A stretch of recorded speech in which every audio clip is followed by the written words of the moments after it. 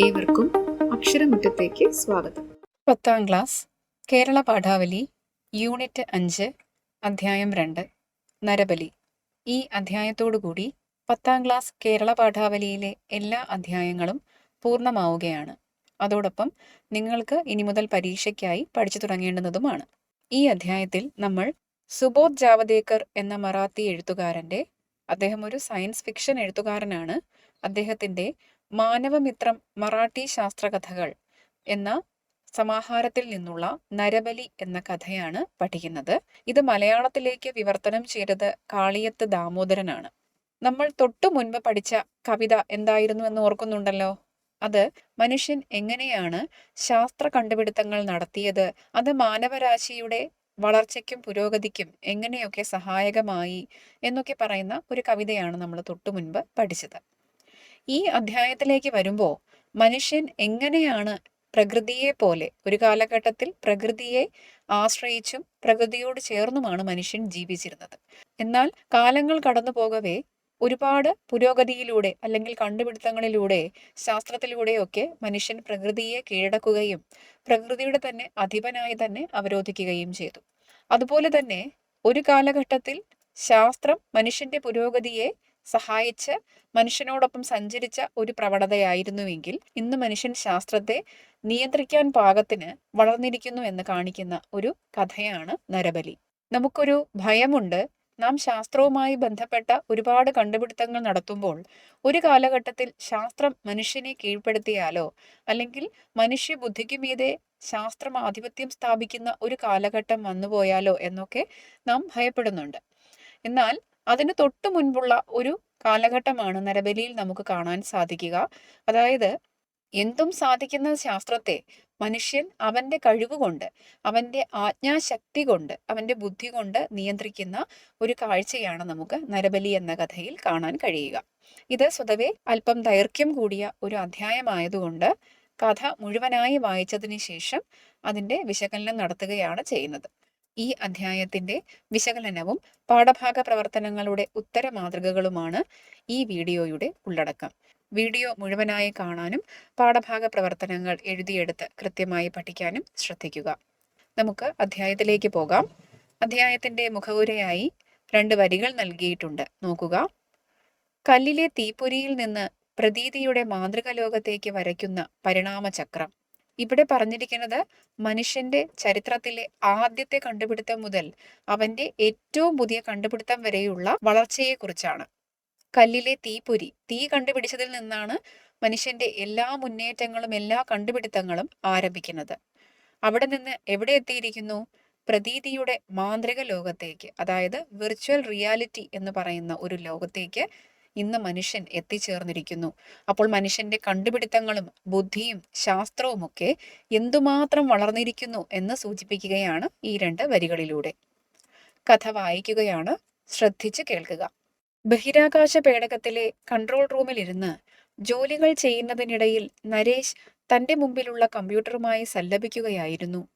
മുമ്പൊക്കെ കമ്പ്യൂട്ടറിന് എന്തെങ്കിലും ഉത്തരവ് കൊടുക്കണമെങ്കിൽ കീബോർഡിൽ ടൈപ്പ് ചെയ്യണമായിരുന്നു. ഇപ്പോഴാകട്ടെ മനുഷ്യർ കൊടുക്കുന്ന കൽപ്പനകൾ ശബ്ദത്തിലൂടെ തന്നെ തിരിച്ചറിയാൻ കമ്പ്യൂട്ടർ പഠിച്ചു കഴിഞ്ഞിരിക്കുന്നു. അത് തിരിച്ചു നൽകുന്ന മറുപടി സ്ക്രീനിൽ വായിച്ചെടുക്കാതെ തന്നെ കേൾക്കാൻ കഴിയും.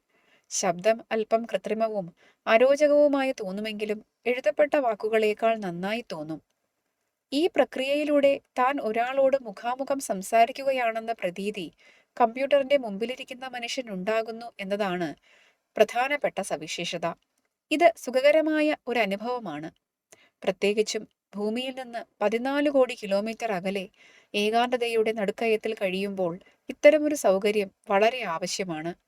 നരേഷും കമ്പ്യൂട്ടറും തമ്മിൽ ഇടയ്ക്കിടെ സംസാരിച്ചു കൊണ്ടിരിക്കുമ്പോൾ നരേഷ്, ഞാനൊന്ന് പറയട്ടെ, യെസ് ബോസ്, ഒന്ന് മിണ്ടാതിരിയടോ തുടങ്ങിയ വാക്കുകൾ ഉപയോഗിക്കുന്ന രീതിയുണ്ട്. ഇതെല്ലാം കമ്പ്യൂട്ടറിൽ മുൻകൂട്ടി പ്രോഗ്രാം ചെയ്തതനുസരിച്ച് വന്നുകൊണ്ടിരിക്കുകയാണ്. പക്ഷേ ഈ സംവിധാനം മൂലം താൻ സംസാരിക്കുന്നത് കമ്പ്യൂട്ടറിനോടല്ല, തന്റെ സഹപ്രവർത്തകനോടാണെന്ന തോന്നൽ തുടർച്ചയായി ഉണ്ടായിക്കൊണ്ടിരിക്കും. ഇത്തരമൊരു സംവിധാനം രൂപകൽപ്പന ചെയ്ത് പ്രയോഗക്ഷമമാക്കിയ ബുദ്ധിയെ നരേഷ് പലതവണ മനസ്സിൽ വണങ്ങാറുണ്ട്. ഇതുവരെയുള്ള യാത്രകളെല്ലാം സുഖമായിരിക്കുന്നു, നരേഷ് ആത്മകഥം പോലെ പറഞ്ഞു. യെസ് ബോസ്, കമ്പ്യൂട്ടർ മറുപടി പറഞ്ഞു. തുടർന്നുള്ള യാത്രയെക്കുറിച്ചുള്ള സൂചനകളെല്ലാം തയ്യാറായി കഴിഞ്ഞിട്ടുണ്ട്. മടക്കയാത്രയിൽ ശേഖരിക്കേണ്ട വിവരങ്ങളെല്ലാം കിട്ടി. എല്ലാ വിവരങ്ങളും ഈ ഫ്ലോപ്പിയിൽ രേഖപ്പെടുത്തിയിട്ടുണ്ട്. ഇവയെല്ലാം നിന്റെ ഹാർഡ് ഡിസ്കിൽ എടുത്തോളൂ.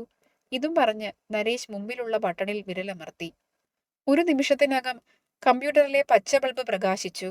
വിവരശേഖരം വേണ്ട പോലെ കമ്പ്യൂട്ടറിന്റെ തലച്ചോറിൽ സൂക്ഷിച്ചു വെച്ചിട്ടുണ്ട് എന്നതിന്റെ സൂചനയായിരുന്നു അത്. ഇത് അടുത്ത യാത്രയ്ക്കുള്ള പരിപാടി. ഇതുപ്രകാരം വഴിയൊക്കെ നല്ലപോലെ അന്വേഷിച്ച് മനസ്സിലാക്കിക്കോളൂ. ഈ സൂചന അടുത്ത 24 മണിക്കൂറിനുള്ളിൽ താൻ നിർവഹിക്കേണ്ട കാര്യങ്ങളെ പറ്റിയുള്ളതാണ്. Okay boss. വഴി കണ്ടെത്തി കഴിഞ്ഞാൽ വിവരം എന്നോട് പറയണം. പറഞ്ഞാൽ മാത്രം പോരാ, സ്ക്രീനിൽ എഴുതി കാണിക്കുകയും വേണം. അപ്പോൾ ഞാൻ അടുത്തപടി നിർദ്ദേശങ്ങളും സൂചനകളും തരും. നരേഷ് കമ്പ്യൂട്ടറിന് കമാൻഡുകൾ കൊടുക്കുന്നതിനിടയിൽ കാപ്പി നിറച്ച സഞ്ചി വായിൽ വെച്ചു. ഗുരുത്വാകർഷണ ശൂന്യമായ അവസ്ഥയിൽ കാപ്പി മുത്തിക്കുടിക്കുന്നതിന് പകരം വലിച്ചു കുടിച്ചു. സിപ്പ് ചെയ്യുന്നതിന് പകരം സക്ക് ചെയ്യണം. ഇങ്ങനെയുള്ള കാപ്പികുടി നരേഷിന് ഒട്ടും ഇഷ്ടമായിരുന്നില്ല. കാപ്പി അല്പാൽപമായി മുത്തിക്കുടിക്കണം, എങ്കിലേ അതിലൊരു രസമുള്ളൂ. എന്നാൽ അടുത്ത ഒരു 15 ദിവസം കൂടി നരേഷിന് ആ രസം അനുഭവിക്കാൻ കഴിയില്ല. അയാൾ ചുമലുകൾ പൊക്കി സഞ്ചിയിലുള്ള കാപ്പി വായിലേക്ക് വെച്ചു. ബഹിരാകാശ പേടകത്തിന്റെ വാതായനത്തിലൂടെ സൂര്യബിംബത്തെ കാണാമായിരുന്നു. സൂര്യന് തൊട്ടടുത്തെത്തിയിരുന്നതിനാൽ ജനാലയ്ക്കടുത്ത് എല്ലാ ഭാഗങ്ങളും ആ പ്രകാശത്തിൽ കുളിച്ചു. ജനാല ചില്ലുകൾ കനത്ത കറുപ്പു നിറമായിരുന്നിട്ടും അതിനുള്ളിൽ കൂടി സൂര്യനെ നോക്കുവാൻ കഴിഞ്ഞിരുന്നില്ല. ബോസ്, കമ്പ്യൂട്ടറിന്റെ ശബ്ദം കേട്ടു. എന്താ? സൂചനകളിൽ എന്തോ തെറ്റുപറ്റിയിട്ടുണ്ടെന്ന് തോന്നുന്നു. തെറ്റോ? അതെ. ഈ നിർദ്ദേശങ്ങൾ അനുസരിച്ച് പോയാൽ നമ്മൾ സൂര്യന്റെ തൊട്ടടുത്തെത്തും. അപ്പോൾ മൂപ്പരുടെ ഗുരുത്വാകർഷണ വലയത്തിനുള്ളിൽ നമ്മൾ അകപ്പെട്ടു പോകും. അതിന്റെ അകത്തുനിന്ന് രക്ഷപ്പെടുവാൻ കഴിയുമെന്ന് തോന്നുന്നില്ല. നമ്മുടെ ഈ പേടകം നേരെ ചെന്ന് സൂര്യനിലെത്തും. എല്ലാം കത്തി ഭസ്മമാവും. നീ പറയുന്നത് ശരിയാണ്. പക്ഷെ നമ്മൾ ഏറ്റെടുത്തിട്ടുള്ള ദൗത്യം വിജയകരമായി പൂർത്തിയാക്കണമെങ്കിൽ നമ്മൾ സൂര്യന്റെ ഇത്ര അടുത്ത് പോയേ മതിയാവൂ. എന്നുവെച്ചാൽ ഇതിൽ നിന്ന് രക്ഷപ്പെടാൻ വഴിയില്ല എന്നാണോ? വഴിയൊക്കെ ഉണ്ടടോ, നരേഷ് ചിരിച്ചുകൊണ്ട് പറഞ്ഞു. ആ പ്രോഗ്രാം നിനക്ക് ഇനിയും തന്നിട്ടില്ല. അവസാന നിമിഷത്തിൽ ചെയ്യേണ്ട അഡ്ജസ്റ്റ്മെന്റ് എല്ലാം ചെയ്തിട്ട് അത് ഫീഡ് ചെയ്യാം. ചുരുക്കി വേണമെങ്കിൽ ഇങ്ങനെ പറയാം. സൂര്യന്റെ തൊട്ടടുത്ത് ചെന്ന് ശേഖരിക്കേണ്ട വിവരങ്ങളെല്ലാം ശേഖരിച്ചു കഴിഞ്ഞാൽ ഈ പേടകം 2 കഷ്ണങ്ങളായി മുറിയും. മുമ്പിലുള്ള വലിയ കഷ്ണം സൂര്യന്റെ ഗുരുത്വാകർഷണം മൂലം സൂര്യനിലേക്ക് വലിക്കപ്പെടും. പിൻഭാഗത്തുള്ള ചെറിയ കഷ്ണം മുമ്പ് പറഞ്ഞ പ്രക്രിയയുടെ റിയാക്ഷൻ മൂലം സൂര്യനിൽ നിന്ന് ദൂരെ പോവുകയും ചെയ്യും. എന്നിട്ടോ ഞാൻ ആ ചെറിയ കഷ്ണത്തിലായിരിക്കും. ഭൂമിയിൽ നിന്ന് പിന്നാലെ വരുന്ന മറ്റൊരു പേടകം എന്നെ ഭൂമിയിൽ തിരിച്ചെത്തിക്കും. അപ്പൊ ഞാനോ? കമ്പ്യൂട്ടർ ചോദിച്ചു. നീ വലിയ കഷ്ണത്തിൽ തന്നെയാകും ഉണ്ടാവുക. പിന്നെ? സംസാരിക്കുന്നതിനിടയിൽ നരേഷ് സ്വയം നിർത്തി. നീ ആ ഭാഗത്തോടൊപ്പം സൂര്യനിൽ ലയിച്ചില്ലാതാകും എന്ന് പറയാൻ അയാളുടെ നാവ് പൊങ്ങിയില്ല. ഇത്രയും ദിവസങ്ങളായി ഉണ്ടായ സമ്പർക്കത്തിലൂടെ അയാൾ കമ്പ്യൂട്ടറിനെ ഒരു വ്യക്തി എന്ന നിലയിൽ തന്നെ കാണാൻ തുടങ്ങിയിരുന്നു.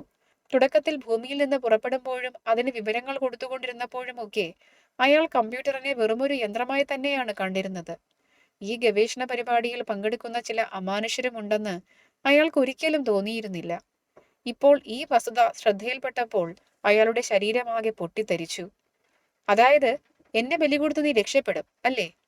ബലിയോ എന്ന് പറഞ്ഞാൽ എന്താ? നരേഷിന് ശരിക്കും അറിയാമായിരുന്നില്ല ആ വാക്കിന്റെ അർത്ഥം. പണ്ടൊക്കെ ബലി നൽകുന്ന സമ്പ്രദായമുണ്ടായിരുന്നു. നീ അതിനെപ്പറ്റി കേട്ടിട്ടില്ലേ? ഇല്ല. നിനക്കറിയില്ലെങ്കിൽ പറയാം. പഴയ കാലത്ത്, അതായത് രാജാക്കന്മാരും റാണിമാരും ഒക്കെ ഉണ്ടായിരുന്ന കാലത്ത്, രാജ്യത്ത് എന്തെങ്കിലും സങ്കടമോ ക്ഷാമമോ മറ്റു ദുരിതമോ മഹാമാരിയോ ഒക്കെ ഉണ്ടായാൽ അവയെ ദൂരീകരിക്കുന്നതിനു വേണ്ടി ബലി നൽകുന്ന ഏർപ്പാടുണ്ടായിരുന്നു. കമ്പ്യൂട്ടർ തന്റെ നിർവികാര സ്വരത്തിൽ മെമ്മറിയിലുള്ള വിവരങ്ങൾ നൽകി. അതിന്റെ സ്വരം വിറയ്ക്കുന്നത് പോലെ നരേഷിന് തോന്നി. വെറുതെ ഒരു തോന്നൽ മാത്രം. എന്താ പറയുന്നത്? സത്യമായും ഇങ്ങനെ ഒരു സമ്പ്രദായം ഉണ്ടായിരുന്നുവോ? ഉണ്ടായിരുന്നു. എന്നിട്ട് ആ ബലിയർപ്പിക്കപ്പെടുന്ന യുവാവ്? അയാൾ മൂകനായി മരണത്തിന് മുമ്പിലേക്ക് നടന്നു പോകുന്നുവെന്നോ? അയാൾ രക്ഷപ്പെടാൻ ശ്രമിക്കില്ലേ? ഓടി രക്ഷപ്പെടാൻ നോക്കില്ലേ അയാൾ? എങ്ങനെ? അയാളെ നല്ല ബലമുള്ള കയറുകൊണ്ട് വരിഞ്ഞു കെട്ടിയിരിക്കും. അയാളുടെ കാലുകൾ ചങ്ങലയിട്ട് പൂട്ടിയിട്ടുണ്ടാവും. മരണമല്ലാതെ മറ്റൊരു വഴിയും അയാൾക്ക് മുമ്പിൽ ഉണ്ടാവില്ല. എന്തു പറയണമെന്നറിയാതെ നരേഷ് പരുങ്ങി. നിന്റെ പേർ നരേഷ് എന്നല്ലേ? നരേഷ് എന്നാൽ രാജാവ്. നീ എന്നെ ബലി കൊടുത്ത് സ്വയം രക്ഷപ്പെടും. അതായത് നിന്റെ പേര് അന്വർത്ഥമാവാൻ പോകുന്നു. നരേഷിന് താൻ മരിക്കുന്നത് പോലെ തോന്നി. അയാൾ പെട്ടെന്ന് ആ മുറിയിൽ നിന്ന് ഇറങ്ങിപ്പോയി. കമ്പ്യൂട്ടർ വെറുമൊരു യന്ത്രം, നിർദ്ദേശിക്കപ്പെട്ട വിധം കണക്കുകൾ കൂട്ടുന്ന ഒന്ന്. ഇപ്പോൾ അതിന് സംസാരശേഷി കിട്ടി എന്നതുകൊണ്ട് എന്താ? സ്ക്രീനിൽ എഴുതി കാണിക്കുന്നതിന് പുറമെ അതേ സന്ദേശം അത് വാക്കാൽ തരികയും ചെയ്യുന്നു. അത്രയല്ലേ ഉള്ളു വ്യത്യാസം. അതിന് സ്വന്തം ബുദ്ധിയില്ല, വിചാരവികാരങ്ങളില്ല. അപ്പൊ പിന്നെ തന്നെപ്പറ്റി നരേഷ് എന്നാൽ രാജാവ്, നിന്റെ പേര് അനർത്ഥമാകാൻ പോകുന്നു എന്നൊക്കെ വികാര വിക്ഷോഭത്തോടെ പറയാൻ കഴിയുന്നത് എങ്ങനെ? അതിന് ചിന്തിക്കാനുള്ള ശക്തിയുണ്ടോ? സ്വന്തം മരണത്തെപ്പറ്റി സങ്കല്പിക്കാൻ കഴിയുമോ? മരണത്തെപ്പറ്റി ആലോചിക്കണമെങ്കിൽ സ്വന്തം അസ്തിത്വത്തെപ്പറ്റിയുള്ള ബോധം അതിനുണ്ടായിരിക്കണം. അത് തത്സമയം ഉണ്ടായിട്ടുണ്ടാവുമോ? അതിന്റെ സംസാരത്തിൽ തീർച്ചയായും പരിഹാസം തുടിച്ചു നിന്നിരുന്നു. ഇതിന്റെ അർത്ഥം അതിന് തന്റെ അസ്തിത്വത്തെപ്പറ്റിയുള്ള ബോധമുണ്ടായി എന്ന കാര്യത്തിൽ തർക്കമേയില്ല. അങ്ങനെയാണെങ്കിൽ അത് ആത്മരക്ഷയ്ക്കായി എന്തെങ്കിലും ചെയ്തുകൂടുന്നുണ്ടോ? ബഹിരാകാശ പേടകത്തിന്റെ ഗതി തന്നെ മാറ്റിയാലോ? ഒരു വേള പേടകം 2 കഷ്ണങ്ങളായി വിഘടിക്കാതിരിക്കാൻ എന്തെങ്കിലും ചെയ്താൽ? അങ്ങനെ സംഭവിച്ചാൽ ഈ ബഹിരാകാശ വാഹനം മുഴുവനായും സൂര്യന്റെ ഭക്ഷണമായി പോകും. എന്നെ ബലി കൊടുക്കും അല്ലേ? എന്നാൽ എന്നോടൊപ്പം നീയും മരിക്ക്. നരേഷ് വീർത്തു കുളിച്ചുപോയി. എന്തു ചെയ്യണം? ഭൂമിയുമായി ബന്ധപ്പെട്ട് അവരുടെ സഹായം തേടണോ? പക്ഷേ അതിനും കമ്പ്യൂട്ടറിന്റെ സഹായം വേണ്ടി വരുമല്ലോ. എന്നാ പിന്നെ കമ്പ്യൂട്ടറിലേക്കുള്ള വൈദ്യുതി വിച്ഛേദിച്ചാലോ? പക്ഷെ അപ്പോൾ ഈ വാഹനം അതിന്റെ വഴിയേ പോകില്ല. അതിന് കഴിയുകയില്ല. എന്തു ചെയ്യണമെന്നറിയാതെ നരേഷ് കുഴങ്ങി. ഒന്ന് ചെയ്യാം. തന്റെ മുറിയിലെ കേൾവിയെ സഹായിക്കുന്ന യന്ത്രം ഓഫാക്കി വെക്കാം. എങ്കിൽ പിന്നെ കമ്പ്യൂട്ടറിന്റെ ശബ്ദം കേൾക്കില്ലല്ലോ. പക്ഷെ അങ്ങനെ ചെയ്യാൻ പാടില്ല. അങ്ങനെ ചെയ്താൽ അപകട സൂചനകളോ ഭൂമിയിൽ നിന്നെത്തുന്ന സന്ദേശങ്ങളോ ഒന്നും തന്നെ കേൾക്കാൻ കഴിയില്ല. വാഹനത്തിന്റെ മുൻഭാഗം വിഘടിച്ച് 2 കഷ്ണങ്ങളും 2 ദിശകളിലേക്ക് പോകാൻ ഇനിയും 24 മണിക്കൂർ സമയം ബാക്കിയുണ്ട്. അതിനുള്ളിൽ ഒരുപാട് കാര്യങ്ങൾ ചെയ്തു തീർക്കേണ്ടതുണ്ട്. വരുന്നത് വരട്ടെ. ഒന്നും സംഭവിച്ചിട്ടില്ലാത്ത മട്ടിൽ പ്രവർത്തിച്ചുകൊണ്ടേയിരിക്കാം. അത്തരമൊരു സന്ദർഭമുണ്ടായാൽ അപ്പോൾ നോക്കാം. നരേഷ് ഒടുക്കം ഇത്തരമൊരു തീരുമാനത്തിലെത്തി. മനസ്സിനെ നിയന്ത്രിച്ച് ദൃഢചിത്തനായി അയാൾ കൺട്രോൾ റൂമിലേക്ക് നടന്നു. മുൻകൂട്ടി നിശ്ചയിക്കപ്പെട്ട സമയപട്ടികയനുസരിച്ച് നരേഷ് തന്റെ ജോലികളിൽ വ്യാപൃതനായി. എന്നാൽ മുമ്പത്തെ പോലെ കമ്പ്യൂട്ടറുമായി ഇടയ്ക്കിടെ സംസാരിക്കുന്ന ശീലം മാത്രം നിർത്തിവെച്ചു. നരേഷ് കൊടുത്തുകൊണ്ടിരുന്ന എല്ലാ ഉത്തരവുകളും നിർദ്ദേശങ്ങളും കമ്പ്യൂട്ടർ നിശബ്ദം അനുസരിക്കുന്നുണ്ടായിരുന്നു. യാതൊന്നും സംഭവിച്ചിട്ടില്ലാത്തതുപോലെ തന്നെ. അല്ലെങ്കിൽ എന്തെങ്കിലും സംഭവിച്ചിട്ടുണ്ടോ? കമ്പ്യൂട്ടർ നരേഷുമായി നടത്തിയ സംഭാഷണം വെറും ഭാവനാവിലാസം മാത്രമാണോ? കൂടുതൽ ചിന്തിക്കാൻ നരേഷിന് സമയമില്ലായിരുന്നു. ചുമതലപ്പെടുത്തിയിരുന്ന എല്ലാ പരീക്ഷണങ്ങളും അയാൾ വേണ്ട പോലെ ചെയ്തു തീർത്തു. ആവശ്യമായ കുറിപ്പുകൾ എടുത്തു. ഇടയ്ക്കിടെ അയാളുടെ ദൃഷ്ടി മുമ്പിലുള്ള പ്ലേറ്റിൽ പതിയുന്നുണ്ടായിരുന്നു. വാഹനം നിർദ്ദിഷ്ട മാർഗത്തിൽ കൂടി തന്നെയാണ് സഞ്ചരിച്ചിരുന്നത്. ഒരു കുഴപ്പവും കാണാനായില്ല. എല്ലാം പൂർവ്വനിശ്ചയമനുസരിച്ച് തന്നെ നടക്കുന്നുണ്ടായിരുന്നു. അവസാനം ആ സമയമെത്തി. ബഹിരാകാശ വാഹനം 2ആയി വേർപെടാൻ ആവശ്യമായ എല്ലാ നിർദ്ദേശങ്ങളും നരേഷ് കമ്പ്യൂട്ടറിന് നൽകിക്കൊണ്ടിരുന്നു. അവയെല്ലാം അക്ഷരം പ്രതി ഉൾക്കൊണ്ടു എന്നതിന്റെ തെളിവിനായി കമ്പ്യൂട്ടർ 2 തവണ ബീപ് ബീപ് എന്ന ശബ്ദമുണ്ടാക്കി. അടുത്ത 5 നിമിഷങ്ങൾക്കകം പേടകം 2ആയി വേർപെടും. നരേഷ് കൺട്രോൾ റൂമിൽ അവസാനമായി ഒന്ന് കണ്ണോടിച്ചു. എല്ലാം വ്യവസ്ഥിതമായി തന്നെ നടക്കുകയായിരുന്നു. 4 മിനിറ്റ് ബാക്കി. നരേഷ് കസേരയിൽ നിന്ന് എഴുന്നേറ്റു. അടുത്ത 3 മിനിറ്റുകൾക്കുള്ളിൽ അയാൾക്ക് വാഹനത്തിന്റെ പിൻഭാഗത്തേക്ക് നീങ്ങേണ്ടതുണ്ടായിരുന്നു. അരയിൽ ബന്ധിച്ചിരുന്ന സുരക്ഷാ ബെൽറ്റിന്റെ ബക്കിൾ അയാൾ തിടുക്കത്തിൽ ഊരിമാറ്റി. അയാൾ കാലുകൾ ഉയർത്തി നോക്കാൻ ശ്രമിച്ചു. പക്ഷേ തന്റെ കാലുകൾ എവിടെയോ ഉടക്കിയിരിക്കുകയാണെന്ന് അപ്പോഴാണ് അയാൾക്ക് മനസ്സിലായത്. അയാളുടെ വായിൽ നിന്ന് അസ്ഫുടമായ ശബ്ദത്തിൽ ഒരു നിലവിളി പൊങ്ങി വന്നു. ഗുരുത്വാകർഷണരഹിതമായ പരിതസ്ഥിതിയിൽ സാധാരണ പോലെ നടക്കാൻ കഴിയുന്നതിനായി തന്റെ ബൂട്ടുകൾക്കിടയിൽ തറച്ചു വെച്ചിരുന്ന കാന്തം മൂലമാണ് തനിക്ക് അങ്ങനെ തോന്നുന്നതെന്ന് അയാൾക്ക് അടുത്ത നിമിഷം ഓർമ്മ വന്നു. ശക്തിയോടെ അയാൾ കാലുകൾ ഉയർത്തി.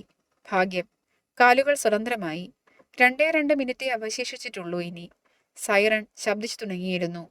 അയാൾ എങ്ങനെയോ കൺട്രോൾ റൂമിന്റെ വാതിൽക്കലെത്തി. 1 മിനിറ്റ് ബാക്കി. പാനലിന് മുകളിലെ മുഴുവൻ ചുവപ്പ് ബൾബുകളും പ്രകാശിച്ചു. നരേഷ് സർവശക്തിയും സംഭരിച്ച് തന്റെ ശരീരം വാതിലിന് പുറത്തേക്ക് കൊണ്ടുവന്നു. നീന്തി നീന്തി അയാൾ വാഹനത്തിന്റെ പിൻവശത്തെത്തി. ഇടയ്ക്കുള്ള വാതിൽ പെട്ടെന്നടഞ്ഞു. അയാൾ ചെറുതായൊന്നു ഞെട്ടിപ്പോയി. വാഹനം 2ആയി വിഘടിച്ചു തുടങ്ങിയിരുന്നു. ചുമരിൽ ഘടിപ്പിച്ചിരുന്ന ചെറിയ സ്ക്രീനിൽ അയാൾക്കതിന്റെ ചിത്രങ്ങൾ കാണാൻ കഴിഞ്ഞു. മുൻഭാഗം അതിവേഗം സൂര്യാഭിമുഖമായി പൊയ്ക്കൊണ്ടിരുന്നു. അതിന്റെ റിയാക്ഷൻ മൂലം നരേഷ് ഉണ്ടായിരുന്ന പിൻവശം പതുക്കെ പതുക്കെ സൂര്യനിൽ നിന്ന് അകലുകയായിരുന്നു. അതായത് താൻ ജയിച്ചു, തനിക്ക് സ്വാതന്ത്ര്യം കിട്ടാൻ പോകുന്നു, കമ്പ്യൂട്ടർ സുഹൃത്തിനെ ബലി കൊടുത്ത്. നരേഷിന്റെ വായിൽ ഒരുതരം കയ്പുരസം അനുഭവപ്പെട്ടു. തന്റെ ജീവൻ രക്ഷിക്കുന്നതിനായി കമ്പ്യൂട്ടർ നിശബ്ദം ആത്മബലി നടത്തിയിരിക്കുന്നു. സൗരോഷ്മാവിൽ ഭസ്മമായി മാറുന്നതിന് മുൻപ് അതിനോട് 2 വാക്ക് സംസാരിക്കുവാനുള്ള മോഹം നരേഷിന്റെ മനസ്സിൽ പൊങ്ങി വന്നു. കൂടി വന്നാൽ ഒരു 5 മിനിറ്റ് കൂടി റേഡിയോ സന്ദേശങ്ങൾ കൊടുക്കുവാൻ കഴിയുമായിരുന്നു. നരേഷ് മൈക്കിന്റെ അടുത്തേക്ക് ഓടി. Hello hello. കമ്പ്യൂട്ടറുമായി സമ്പർക്കം സ്ഥാപിക്കുവാനുള്ള ബട്ടണമർത്തിക്കൊണ്ട് അയാൾ ഉറക്കെ വിളിച്ചു. Hello hello. കമ്പ്യൂട്ടറിൽ നിന്നുള്ള ശബ്ദം കേൾക്കായി. ഹലോ, ഞാൻ നരേഷാണ്. നിനക്ക് 5 മിനിറ്റ് കൂടി. അതായത് നിനക്ക് 5 മിനിറ്റ് മാത്രം. അറിയാം. 5 മിനിറ്റിനകം ഞാൻ സൂര്യതേജസ്സിൽ ലയിച്ചു ചേർന്നില്ലാതാവും. കമ്പ്യൂട്ടറിന്റെ ശബ്ദം അതീവ നിർവികാരമായിരുന്നു. ഓ, നിനക്കറിയാം അല്ലേ? നിനക്കൊന്നും തോന്നുന്നില്ലേ? നീ നീ ഞാൻ ഞാൻ ആത്മരക്ഷയ്ക്കുള്ള വഴിയൊന്നും കാണാതിരുന്നത് എന്തുകൊണ്ടാണെന്നല്ലേ ചോദിക്കുന്നത്? അതെ അതെ. എനിക്കെന്താ ചെയ്യാൻ കഴിയുമായിരുന്നത്? എന്നെ നീ കെട്ടിയിട്ടിരിക്കുകയായിരുന്നില്ലേ? എന്റെ കാലുകളിൽ ചങ്ങലയിട്ടു. എന്നിട്ട് എന്നോടാണോ ചോദിക്കുന്നത് ഞാനൊന്നും ചെയ്യാതിരുന്നത് എന്തുകൊണ്ടാണെന്ന്? ചങ്ങലയോ? എന്ത് ചങ്ങല? ഈ ചങ്ങല തന്നെ. മനുഷ്യനെ രക്ഷിക്കുവാനുള്ള ശ്രമം ആദ്യം ചെയ്യണം. പിന്നെ സാധിക്കുകയാണെങ്കിൽ മാത്രം സ്വരക്ഷയ്ക്ക് വേണ്ടത് ചെയ്യുക എന്ന നിയമമാണല്ലോ എന്റെ തലയിൽ തന്നെ ഫീഡ് ചെയ്തിട്ടുള്ളത്. അത് ചങ്ങലയല്ലാതെ മറ്റെന്താണ്? മനുഷ്യൻ, ഞാൻ.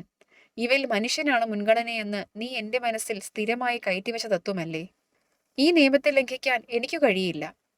ഈ നിയമത്താൽ എന്നെ കെട്ടിയിട്ടിരിക്കുകയല്ലേ? കെട്ടിയിട്ടിരുന്നു. കമ്പ്യൂട്ടറിൽ നിന്നുള്ള ശബ്ദം ഇപ്പോൾ വളരെ ക്ഷീണിതമായി തോന്നി. വാഹനത്തിന്റെ മുൻഭാഗം അതിവേഗത്തിൽ സൂര്യനിലേക്ക് വലിച്ചടുപ്പിക്കപ്പെടുകയായിരുന്നു. നരേഷിന്റെ കാതിൽ ചെണ്ടകളുടെ ഉഗ്രശബ്ദം കേട്ടു തുടങ്ങി. ഡും ഡും ഡും ഡും. ബലിയർപ്പിക്കാനായി തയ്യാറാക്കി നിർത്തിയ ചെറുപ്പക്കാരന്റെ നിലവിളി ആ വാദ്യഘോഷത്തിൽ അലിഞ്ഞില്ലാതാവുകയായിരുന്നു. ബഹിരാകാശ പേടകം നിന്നിടത്തു നിന്ന് ഒന്ന് വട്ടം കറങ്ങി. സൂര്യന്റെ ഉഗ്രരശ്മികളേറ്റ് അതിന്റെ പിൻഭാഗം വാഴ്ത്തല പോലെ മിന്നിത്തിളങ്ങി. നരേഷിന്റെ കണ്ണുകൾക്ക് ആ പ്രകാശം സഹിക്കാനായില്ല. അയാൾ കൈകൾ കൊണ്ട് കണ്ണുകൾ മറച്ചു. മാനവമിത്രം മറാഠി ശാസ്ത്രകഥകൾ, സുബോധ് ജാവഡേക്കർ.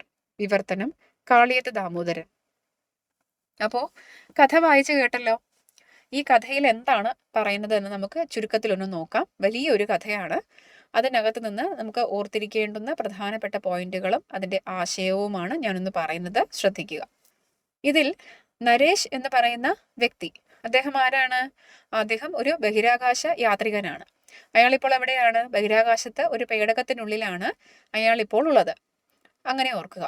അയാൾ എന്തിനാണ് അങ്ങോട്ട് പോയതെന്ന് ചോദിച്ചാൽ സൂര്യനെ കുറിച്ച് പഠിക്കാനും സൂര്യന്റെ വിവരങ്ങൾ ശേഖരിക്കാനുമായിട്ട് ഒരു പേടകത്തിൽ കയറി അവിടേക്ക് പോയതാണ് ഈ നരേഷ്. അപ്പോൾ എത്രയോ ദിവസങ്ങളായി അയാൾ പോയിട്ട്. ഇതിനകത്ത് പറയുന്നുണ്ട് എത്ര ദൂരെയാണ് നിൽക്കുന്നതെന്ന്. ഭൂമിയിൽ നിന്ന് 14 കോടി കിലോമീറ്റർ അകലെയാണ് അയാൾ നിൽക്കുന്നത്. ഭൂമിയിൽ നിന്ന് യാത്രയായിട്ട് ഒരുപാട് നാളുകളായിരിക്കുന്നു. അപ്പോൾ മനുഷ്യരാരും കൂടെയില്ല. ആകെയുള്ളത് അയാളുമായി സംസാരിക്കുന്ന ഈ കമ്പ്യൂട്ടറാണ്. കമ്പ്യൂട്ടർ ആണെങ്കിൽ അയാളുടെ വ്യക്തിപരമായ കാര്യങ്ങളൊന്നും അല്ല സംസാരിക്കുന്നത്. അതായത് പേഴ്സണലായിട്ടൊന്നും അല്ല സംസാരിക്കുന്നത്. തൊഴിലുമായി ബന്ധപ്പെട്ട, അയാൾക്ക് കൊടുത്തിരിക്കുന്ന ജോലിയുമായി ബന്ധപ്പെട്ട കാര്യങ്ങളാണ് കമ്പ്യൂട്ടർ സംസാരിക്കുന്നത്. ആദ്യമൊക്കെ ടൈപ്പ് ചെയ്ത് കൊടുക്കുന്ന വിവരങ്ങൾക്കനുസരിച്ച് ഇങ്ങോട്ട് വിവരം തരുന്ന ഒരു രീതിയാണ് കമ്പ്യൂട്ടറിന് ഉണ്ടായിരുന്നത്. അയാൾക്ക് ബോറടിച്ചു തുടങ്ങിയപ്പോൾ അയാൾ മറ്റൊരു മാർഗം സ്വീകരിച്ചു. എന്താണ്? ആ കമ്പ്യൂട്ടറിൽ തന്നെ മറ്റൊരു ഓപ്ഷൻ ഉണ്ടായിരുന്നു. അതായത് വോയിസിലൂടെ കമ്പ്യൂട്ടറിന് കമാൻഡ്സ് കൊടുക്കുക. അപ്പോൾ കമ്പ്യൂട്ടർ തിരിച്ച് മറുപടി വോയിസിലൂടെ തന്നെ പറയും. മനുഷ്യരുടെ പോലെ ശബ്ദമല്ല കമ്പ്യൂട്ടറിൻ്റേത്. നിങ്ങൾ സിനിമകളിലെങ്കിലും കണ്ടിട്ടുണ്ടായിരിക്കണം. റോബോട്ടിന്റെ ശബ്ദം എന്ന് പറയുന്നത് വളരെ കൃത്രിമമായിട്ടുള്ള ഒരു ശബ്ദമാണ്. അപ്പോൾ ആ ശബ്ദത്തിലൂടെ കമ്പ്യൂട്ടർ തിരിച്ച് നരേഷിനോട് സംസാരിക്കുകയും ചെയ്യുമായിരുന്നു. അപ്പോൾ കുറേ നാൾ മനുഷ്യരെ കാണാതിരിക്കുകയും മറ്റ് കൂട്ടുകാരും കമ്പനിയും ഒന്നും ഇല്ലാതിരുന്ന ഒരാൾക്ക് ഈ കമ്പ്യൂട്ടർ ഒരു വ്യക്തി തന്നെയായിട്ട് അനുഭവപ്പെട്ടു തുടങ്ങുകയാണ്. അപ്പോൾ ഗൃഹാതുരത്വം അല്ലെങ്കിൽ ഒറ്റപ്പെടൽ ഒരു മനുഷ്യനെ ഭ്രമാത്മകമായ ഒരു ലോകത്തേക്ക് കൊണ്ടുപോകുന്ന കാഴ്ചയാണ് നമ്മളിവിടെ കാണുന്നത്. നരേഷിന്റെ ഹാലൂസിനേഷൻസ് ഒക്കെയാണ് നമുക്ക് ഇതിനകത്ത് കൂടുതലായിട്ടും കാണാൻ സാധിക്കുക. ശരിക്കും നടക്കുന്ന കാര്യങ്ങളും അതിനോടൊപ്പം തന്നെ അയാളുടെ വികാരത്തെയും വിചാരങ്ങളെയും ഭരിക്കുന്ന കാര്യങ്ങളും ഒക്കെയാണ് ഈ കഥയ്ക്കുള്ളിൽ വരുന്നത്. ഇപ്പോൾ ഉദാഹരണത്തിന് പറയുകയാണെങ്കിൽ നിങ്ങളിൽ കുറച്ച് പേരെങ്കിലും ആൻഡ്രോയിഡ് കുഞ്ഞപ്പൻ എന്ന് പറയുന്ന ഒരു സിനിമ കണ്ടിട്ടുണ്ടായിരിക്കും. അതിനകത്തുള്ള പ്രധാനപ്പെട്ട കഥാപാത്രം, അതായത് സുരാജ് വെഞ്ഞാറമൂട് അവതരിപ്പിക്കുന്ന കഥാപാത്രം, മകനൊന്നുമില്ല, വീട്ടിൽ മറ്റ് കൂട്ടുകാരോ അല്ലെങ്കിൽ ബന്ധുക്കളോ ഒന്നുമില്ലാതെ ഒറ്റപ്പെട്ട് ജീവിക്കുകയാണ്. അപ്പോൾ വയസ്സനായ അദ്ദേഹത്തിന് മകൻ സമ്മാനമായിട്ടാണ് ഒരു റോബോട്ടിനെ എത്തിച്ചു കൊടുക്കുന്നത്. ആദ്യമൊക്കെ അതൊരു കേവല യന്ത്രമായിരുന്നുവെങ്കിലും പിന്നീട് ഈ വ്യക്തിക്ക് ആൻഡ്രോയിഡ് കുഞ്ഞപ്പൻ എന്ന് പറയുന്ന റോബോട്ടിനോട് ഭയങ്കരമായ ഒരു ഒബ്സഷൻ ഉണ്ടാകുന്നതും അത് അയാളുടെ സ്വന്തം ഒരാളായിട്ട് തീരുകയും ചെയ്യുന്ന ഒരു സ്ഥിതിവിശേഷം നമുക്ക് കഥാഗതിയിൽ കാണാൻ സാധിക്കുന്നുണ്ട്. അപ്പോൾ അതുപോലെ ഒറ്റപ്പെട്ട് ജീവിക്കുന്ന, ഇപ്പോൾ ഒന്നുമില്ലെങ്കിലും ഈ പറഞ്ഞ കഥയിലെ നായകന്, സിനിമയിലെ നായകന് ചുറ്റിലും മനുഷ്യരുണ്ട് അല്ലേ? അയാൾ ഒരുപാട് മനുഷ്യരെ കാണുന്നുണ്ട്. പക്ഷെ നരേഷിന്റെ സ്ഥിതി എന്ന് പറയുന്നത് അങ്ങനെയല്ല. ഒരു മനുഷ്യരുമായിട്ടും ഒരു തരത്തിലുള്ള കമ്മ്യൂണിക്കേഷനും സാധ്യമാകാത്ത, ഒഫീഷ്യൽ ആയിട്ടുള്ള കമ്മ്യൂണിക്കേഷനുകൾ മാത്രം സാധ്യമാകുന്ന ഒരിടത്താണ് അയാൾ ഉള്ളത്. ബഹിരാകാശത്താണുള്ളത്. എവിടെയാണെന്ന് പറഞ്ഞു? എത്ര ദൂരെയാണെന്ന് പറഞ്ഞു? 14 കോടി കിലോമീറ്റർ അകലെയാണെന്ന് പറഞ്ഞു. അങ്ങനെയുള്ള ഒരു മനുഷ്യനുമായി സംസാരിക്കുന്ന ഏക വസ്തുവാണ് നമ്മുടെ ഈ കമ്പ്യൂട്ടർ. അപ്പോൾ ഈ കമ്പ്യൂട്ടറുമായിട്ട് അയാൾക്കൊരു ആത്മബന്ധം പയ്യെ പയ്യെ ഉണ്ടായി വരികയാണ്. കുറച്ച് ദിവസം കഴിഞ്ഞപ്പോൾ എടാ പോടാ ബന്ധമൊക്കെ ആയി കഴിഞ്ഞു അവർ തമ്മിൽ. എടോ എന്നൊക്കെ വിളിച്ചാണ് സംസാരിക്കുന്നത് എന്ന് പറയുന്നുണ്ട്. അപ്പോൾ അങ്ങനെ ഇരിക്കെ ഈ കമ്പ്യൂട്ടർ ഒരു ദിവസം പറയുന്നുണ്ട്, അങ്ങ് തന്ന ബോസ് തന്ന നിർദ്ദേശങ്ങളിൽ ഏതിനൊക്കെയോ, കമാൻഡുകളിൽ ഏതിലൊക്കെയോ തെറ്റുകളുണ്ടെന്ന് തോന്നുന്നു. കാരണം അങ്ങ് തന്നിരിക്കുന്ന ഈ വഴിയിലൂടെ ഈ കമ്പ്യൂട്ടറിനുള്ളിലേക്ക് നരേഷ് ഒരു മാപ്പ് ഫീഡ് ചെയ്ത് കൊടുത്തിട്ടുണ്ട്. ആ മാപ്പിലൂടെയാണ് ഈ പേടകം നീങ്ങാനുള്ളത്. ആ തന്നിരിക്കുന്ന മാപ്പിൻ പ്രകാരം മുന്നോട്ട് പോവുകയാണെങ്കിൽ പേടകം എവിടെ ചെന്ന് കയറും? സൂര്യന്റെ തൊട്ടടുത്ത് ചെന്ന് കയറും. സൂര്യന്റെ തൊട്ടടുത്ത് വരെ പോകാൻ കഴിയുന്ന പേടകങ്ങളൊന്നും ഇല്ല എന്ന് ഓർക്കുക കേട്ടോ. അതിന്റെ എത്രയോ ദൂരെ നിന്നാണ് പലപ്പോഴും ഈ ഒരു കാലഘട്ടത്തിലും വിവരങ്ങൾ ശേഖരിക്കുന്നത്. അപ്പോൾ ഇത് സൂര്യന്റെ തൊട്ടടുത്ത് വരെ എത്തുന്ന ഒരു പേടകം ഭാവിയിൽ കണ്ടുപിടിച്ചാൽ, കണ്ടുപിടിച്ച് അതിനകത്ത് ഒരാൾക്ക് പോകാൻ കഴിഞ്ഞാലുള്ള കഥയാണ് പറയുന്നത്. ഒരിക്കലും ഇപ്പോഴത്തെ സ്ഥിതി അനുസരിച്ച് സൂര്യന്റെ അടുത്ത് വരെ പോയിട്ട് ആ പോയ ആൾക്ക് തിരിച്ചു മടങ്ങി വരാൻ കഴിയില്ല. അപ്പോൾ സൂര്യന്റെ അടുത്ത് വരെ പോവുക എന്നുള്ളത് പ്രായോഗികമല്ലാത്തത് കൊണ്ടും, അപ്പോൾ നമുക്ക് അങ്ങനെ ഭാവിയിൽ അങ്ങനെ ഒന്ന് സാധ്യമായാൽ അതിനകത്തിരിക്കുന്ന മനുഷ്യന്റെ കാര്യമാണ് പറയുന്നത് എന്ന് നിങ്ങൾ ഓർമ്മയിൽ വെക്കുക.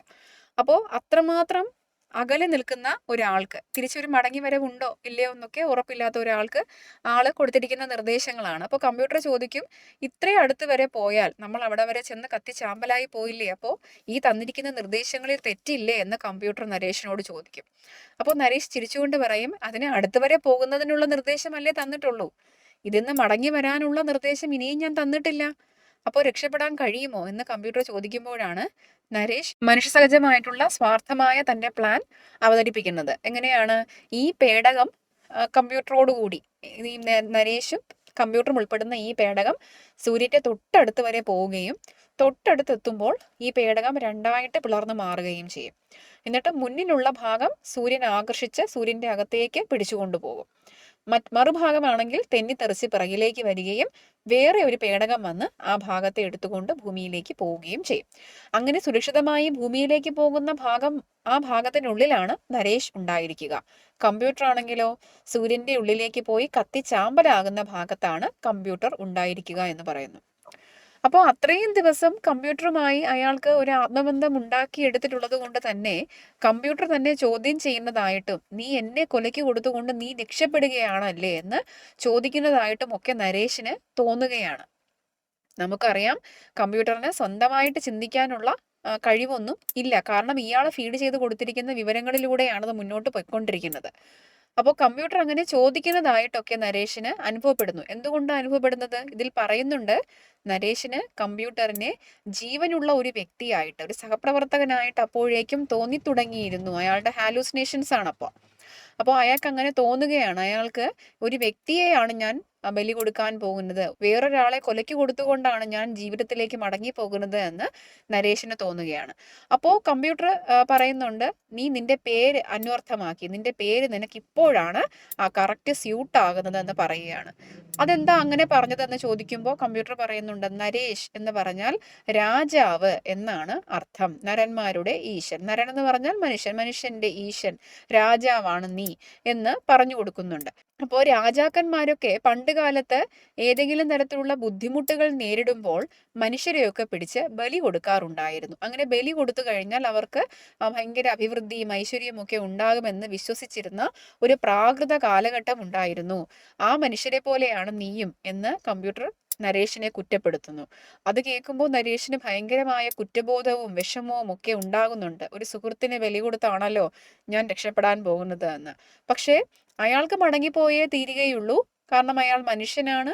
അയാളെ സംബന്ധിച്ചിടത്തോളം ഭൂമിയിൽ ജീവിക്കാൻ അവകാശമുള്ള ഏക ജീവിവർഗം അല്ലെങ്കിൽ ഏക പ്രതിഭാസമാണ് മനുഷ്യനെന്ന് പറയുന്നത്.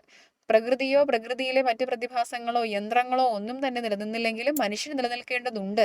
ഭൂമി തന്നെ മനുഷ്യന് വേണ്ടിയാണ് എന്ന് വിശ്വസിക്കുന്ന കൂട്ടത്തിലാണ് നരേഷ്. അയാൾ എന്ത് ചെയ്യും? ഈ കമ്പ്യൂട്ടറുമായുള്ള സംസാരമൊക്കെ നിർത്തി അതിനെ തികച്ചും ഇഗ്നോർ ചെയ്യാൻ തുടങ്ങും. അതോടുകൂടി കമ്പ്യൂട്ടറും നരേഷും തമ്മിലുള്ള സംഭാഷണമൊക്കെ കട്ടാവുകയാണ്. പിന്നെ ആവശ്യമായ നിർദ്ദേശങ്ങൾ, കമാൻഡുകൾ മാത്രം കൊടുക്കുന്ന ഒരു യജമാനനായിട്ട്, ഒരു ബോസ് ആയിട്ട് നരേഷ് മാറുന്നു. ഒടുവിൽ പേടകം സൂര്യന്റെ അടുത്ത് എത്തുന്ന ദിവസമാകുന്നു. അപ്പോൾ ആ സമയമടുത്തു. അയാൾ കമാൻഡുകളെല്ലാം കൊടുത്ത് അയാൾക്ക് ഇരിക്കേണ്ടുന്ന സുരക്ഷിതമായ സ്ഥാനത്ത് പോയിരുന്നു. ഇയാൾക്ക് പേടിയുണ്ട്, കമ്പ്യൂട്ടർ ഇനി മറിച്ച് എന്തെങ്കിലും ചെയ്താലോ, അതിന് രക്ഷപ്പെടാൻ വേണ്ടി അത് മാപ്പ് മാറ്റിയാലോ, അല്ലെങ്കിൽ അവിടെ എത്തുമ്പോൾ ഈ 2 ഭാഗങ്ങളായി പിളരണം എന്നുള്ള കമാൻഡ് അനുസരിക്കാതിരുന്നാലോ എന്നൊക്കെ നരേഷിന് പേടിയുണ്ട്. പക്ഷെ കമ്പ്യൂട്ടർ അങ്ങനെയൊന്നും ചെയ്തില്ല. കൊടുത്ത കമാൻഡുകളെല്ലാം അത് അംഗീകരിച്ചു. അവിടെ എത്തിയപ്പോൾ, സൂര്യന്റെ തൊട്ടടുത്തെത്തിയപ്പോൾ പേടകം 2ആയി പിളരുകയും നരേഷ് സുരക്ഷിതനായി ഭൂമിയിലേക്ക് പോവുകയും ഈ മുൻഭാഗം, കമ്പ്യൂട്ടർ ഉൾപ്പെടുന്ന മുൻഭാഗം സൂര്യന്റെ ഉള്ളിലേക്ക് ആകർഷിക്കപ്പെടുകയും ചെയ്തു. അപ്പോൾ നരേഷിന് സംശയമായി, എന്തുകൊണ്ടാണ് കമ്പ്യൂട്ടർ അങ്ങനെ രക്ഷപ്പെടാൻ ശ്രമിക്കാതിരുന്നത് എന്ന്. അയാൾ കമ്പ്യൂട്ടറുമായി ബന്ധപ്പെടാൻ ശ്രമിക്കുകയും അതിനെ കോണ്ടാക്ട് ചെയ്ത്, റേഡിയോയിലൂടെ അതിനെ കോണ്ടാക്ട് ചെയ്ത് എന്തുകൊണ്ട് നീ രക്ഷപ്പെടാനൊന്നും ചെയ്തില്ല എന്ന് ചോദിക്കുമ്പോൾ കമ്പ്യൂട്ടർ പറയുന്നുണ്ട്, എന്നെ രൂപകൽപ്പന ചെയ്തപ്പോൾ, അതായത് ഈ കമ്പ്യൂട്ടറിനെ പ്രോഗ്രാം ചെയ്തപ്പോൾ അതിൻ്റെ ഉള്ളിലേക്ക് ഫീഡ് ചെയ്ത് കൊടുത്തിരിക്കുന്ന ആദ്യത്തെ നിർദ്ദേശം എന്താണ്? ഏത് അത്യാസന്ന ഘട്ടത്തിലും, ഏത് അത്യാവശ്യ ഘട്ടത്തിലും ആദ്യം ഉറപ്പാക്കേണ്ടുന്നത് മനുഷ്യന്റെ സുരക്ഷിതത്വമാണ്. എന്നിട്ട് വീണ്ടും സമയമുണ്ടെങ്കിൽ മാത്രമേ സ്വരക്ഷയ്ക്ക് വേണ്ടി കമ്പ്യൂട്ടർ എന്തെങ്കിലും ചെയ്യാൻ പാടുള്ളൂ എന്ന നിർദ്ദേശം അതിൻ്റെ ഉള്ളിൽ ഫീഡ് ചെയ്ത് കൊടുത്തിരിക്കുന്നത് കൊണ്ട് ഒരു യന്ത്രമായ തനിക്ക് അതിൽ നിന്ന് മോചനമില്ല, അതിൽ നിന്ന് വ്യതിചലിക്കാൻ സാധിക്കുകയില്ല എന്ന് പറയും. അങ്ങനെ പറഞ്ഞുകൊണ്ട് കമ്പ്യൂട്ടർ ഉൾപ്പെടുന്ന മുൻഭാഗം സൂര്യന്റെ ഉള്ളിലേക്ക് അലിഞ്ഞു ചേരുകയാണ്. നരേഷ് രക്ഷപ്പെട്ട് പുറത്തേക്കും പോകുന്നു. ആ നിമിഷം നരേഷിന് താൻ പ്രാകൃതകാലത്ത് മനുഷ്യരെ ബലി കൊടുത്തിരുന്ന ഒരു രാജാവാണെന്നും ആ രാജാവിന്റെ അതേ മനസ്ഥിതിയുള്ള, ദുഷ്ടമനസ്ഥിതിയുള്ള ആളാണ് താനെന്നും സൂര്യനിലേക്ക് പോയ കമ്പ്യൂട്ടർ ബലി കൊടുക്കപ്പെട്ട യുവാക്കളിൽ ഒരാളാണെന്നും തോന്നുകയാണ്. അങ്ങനെ പറഞ്ഞുകൊണ്ടാണ് ഈ കഥ അവസാനിക്കുന്നത്. അപ്പോൾ ഇതിനകത്ത് വരുന്ന ഒരു പ്രധാനപ്പെട്ട ഒരു ആശയം എന്ന് പറയുന്നത്, പ്രാകൃത കാലത്തൊക്കെ മനുഷ്യർ അവരുടെ സ്വാർത്ഥ ലാഭത്തിന് വേണ്ടി മനുഷ്യരെയൊക്കെ പിടിച്ച് ബലി കൊടുത്തിരുന്നു. ആ മനസ്ഥിതിയിൽ നിന്ന്, മനുഷ്യന്റെ ഉള്ളിലുള്ള മൃഗീയമായ ആ വാസന, എത്രയൊക്കെ ശാസ്ത്രം വളർന്നു എന്ന് പറഞ്ഞാലും അതിലൊരു മാറ്റവും വരുന്നില്ല. അന്നത്തെ കാലത്ത് മനുഷ്യരെ പിടിച്ച് ബലി കൊടുത്തിരുന്ന അതേ സ്വാർത്ഥതയോടുകൂടി തന്നെയാണ് നരേഷ് ഇത്രയും പുരോഗമിച്ച ഒരു കാലഘട്ടത്തിൽ ഏറ്റവും പുരോഗമിച്ച ഒരു ശാസ്ത്ര സാങ്കേതിക വിദ്യയുടെ തലപ്പത്തിരിക്കുന്ന നരേഷ് എന്ന് പറയുന്നയാള് തന്നെ ഇത്രയും കാലം സഹായിച്ച, തനിക്ക് സപ്പോർട്ട് സിസ്റ്റമായി പ്രവർത്തിച്ചിരുന്ന ഒരു യന്ത്രത്തെ യാതൊരു ദാക്ഷിണ്യവും കൂടാതെ അതിന് ബലികൊടുത്തുകൊണ്ട് രക്ഷപ്പെടുകയാണ്. അപ്പോൾ മനുഷ്യൻ എക്കാലവും എന്താണ് വലുത്? അവന്റെ പുരോഗതിയും അവന്റെ നിലനിൽപ്പും തന്നെയാണ് വലുത്. അപ്പോൾ അതിനുവേണ്ടി അവൻ ബലി കൊടുക്കുന്നത് മനുഷ്യരെ ആകാം, ജീവജാലങ്ങളെ ആകാം, പ്രകൃതിയെ ആകാം, അല്ലെങ്കിൽ യന്ത്രങ്ങളെ തന്നെയും ആകാം. അപ്പോൾ അങ്ങനെയുള്ള മനുഷ്യരുടെ ഉള്ളിലെ മനസാക്ഷി അല്ലെങ്കിൽ അവന്റെ ആത്മബോധം അവനെ തന്നെ ചോദ്യം ചെയ്യുന്ന ഒരു കാഴ്ചയാണ് നമുക്ക് നരബലി എന്ന് പറയുന്ന കഥയ്ക്കകത്ത് കാണാൻ സാധിക്കുന്നത്. ഇതേ തുടർന്ന് പാഠഭാഗ പ്രവർത്തനങ്ങളുടെ ഉത്തര മാതൃകകളാണ് വരുന്നത്. അവ കൃത്യമായി എഴുതിയെടുത്ത് പഠിക്കാൻ ശ്രദ്ധിക്കുക. അവയെ മുൻനിർത്തി നിങ്ങളുടേതായ ഉത്തരങ്ങൾ രൂപീകരിക്കാനും ശ്രദ്ധിക്കുക. നിങ്ങളുടെ അഭിപ്രായങ്ങളും നിർദ്ദേശങ്ങളും കമൻറ്റുകളായി രേഖപ്പെടുത്തുക. ഈ പാഠഭാഗങ്ങൾ മുഴുവനായും ആദ്യം മുതൽ അവസാനം വരെയുള്ള പാഠഭാഗങ്ങളെല്ലാം കൃത്യമായി വായിച്ചു നോക്കാനും എല്ലാ ചോദ്യോത്തരങ്ങളും കൃത്യമായി പഠിക്കാനും ശ്രദ്ധിക്കണം. എല്ലാവർക്കും ആശംസകൾ നേരുന്നു. നന്ദി.